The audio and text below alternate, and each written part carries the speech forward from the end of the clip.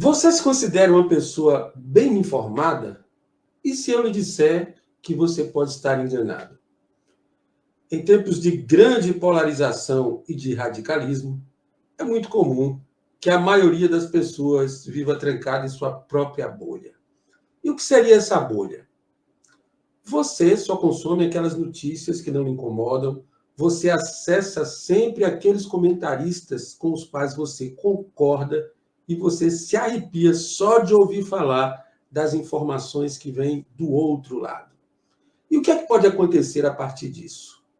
O que pode acontecer é que você vai ficar apenas com uma versão da história, embora o seu emocional e não o seu racional garanta que você está por dentro de tudo. E você vai achar realmente que você está por dentro de tudo. Ah, Robson, então você está me dizendo para eu aceitar, ouvir e ver aqueles absurdos que andam pregando por aí? Não. Não estou dizendo isso. Eu estou dizendo para você encarar o absurdo e negá-lo se for necessário, mas não fugir dele.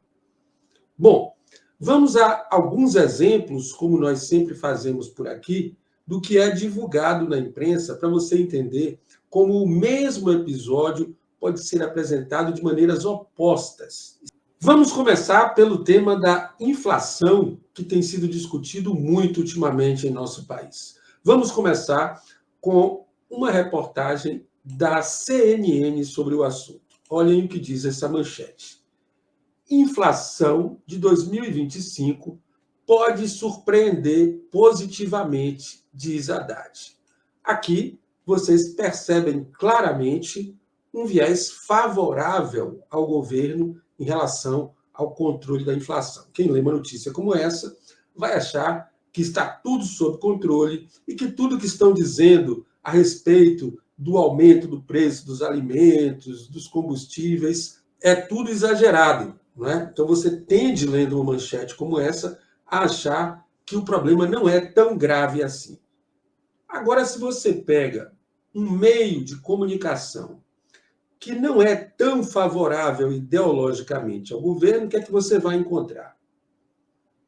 Gazeta do Povo, governo Lula derrete enquanto Brasil afunda na inflação. Ou seja, o mesmo assunto tratado com um viés completamente diferente. Ora, as duas coisas não podem ser verdade. É preciso, então, que você acesse o texto e não somente a manchete, leia todas as explicações e chegue a uma conclusão própria sobre o assunto. Não é? E você comparando as duas, você vai ver quem tem mais motivos para estar mentindo, não é? Quem tem mais dados precisos e confiáveis, e aí você chega à conclusão. Mas vamos para um outro tema que também é muito palpitante, que é o tema do suposto golpe de Estado que teria sido tentado em 2023, não é? Que está sendo julgado agora, não é? No tribunal. Então vamos lá. Manchete número 1 sobre o golpe da Carta Capital. Vamos ver o que diz essa manchete. Trama golpista acompanha ao vivo o segundo dia de julgamento da denúncia contra Bolsonaro no STF. Então vocês percebem o viés da Carta Capital. Ela já começa dando o veredicto de um julgamento que ainda nem foi concluído. Trama golpista, quer dizer, ele já admite aqui, o jornalista que fez a matéria, que existiu realmente uma trama golpista antes mesmo dos juízes darem a sentença. Uma pessoa inexperiente, sem espírito crítico, que lê uma manchete como essa, vai considerar fato consumado a existência do golpe, mesmo antes do julgamento. Então, o viés ideológico leva aqui o leitor a achar que houve golpe e pronto, acabou. Mas vamos para um jornal de outro espectro ideológico para vocês perceberem como isso pode mudar. Olha só, Marco Aurélio critica a condução do julgamento de Bolsonaro e lamenta ações do STF. Ora, o Marco Aurélio é um ex-ministro do STF, que deixou o cargo recentemente, e ele faz críticas à condução do julgamento e lamenta as ações do STF. O que é que você conclui daqui? Que o julgamento está sendo mal conduzido. Então, quem lê a Carta Capital somente vai ter uma ideia de que a trama existiu e pronto, acabou. Quem lê a Gazeta do Povo vai achar incondicionalmente que é tudo uma armação para incriminar o Bolsonaro. Como decidir? Cabe a cada um tirar suas conclusões com base naquela sua posição que vai ser tomada a partir da leitura completa dos textos, da análise dos fatos. Então, você vai lá e conclui. Eu não estou dizendo que uma ou outra não seja absurdo, mesmo porque, se são tão opostas, uma delas é absurda. Então, é claro que cada segmento vai tentar vender o seu peixe. Você vai ficar no meio do tiroteio, né? Então, até a imprensa oficial acaba entrando na briga, né? Vamos ver o que diz, por exemplo, a imprensa oficial do Brasil, aquela que é paga com seu imposto. Olha o que ela diz a respeito do golpe.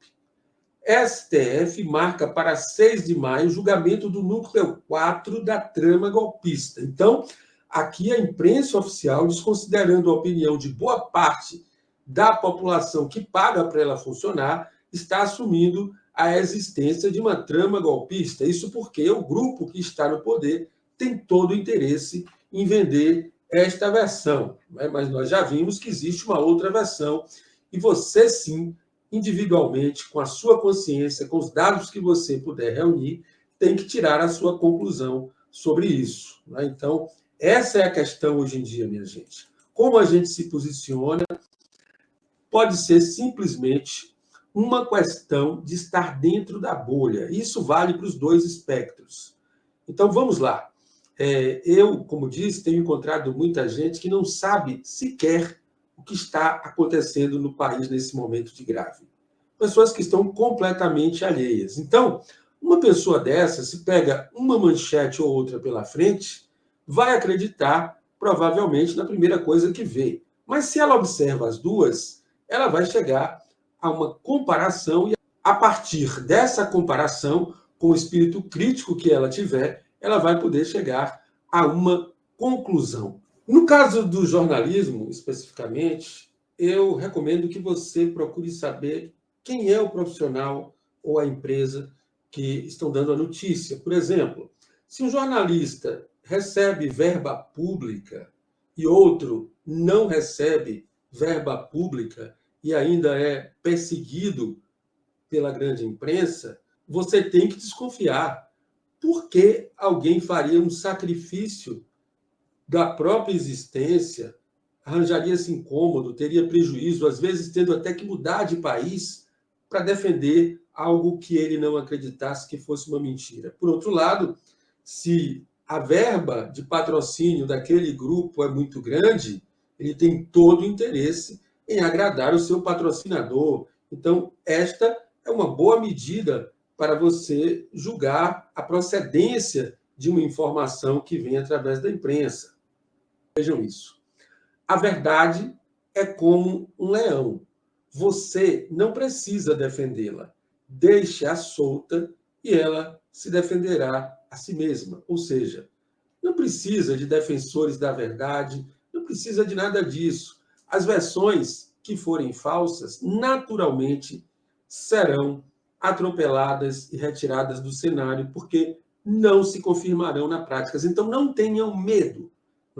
Não apelem para a necessidade de censura, porque é uma coisa que não tem consistência, não se estabelece. Como diria bem aí o Santo Agostinho nessa frase, a verdade é como um leão, você não precisa cuidar dela, solte que ela se cuida sozinha. Para todos vocês, paz e bem.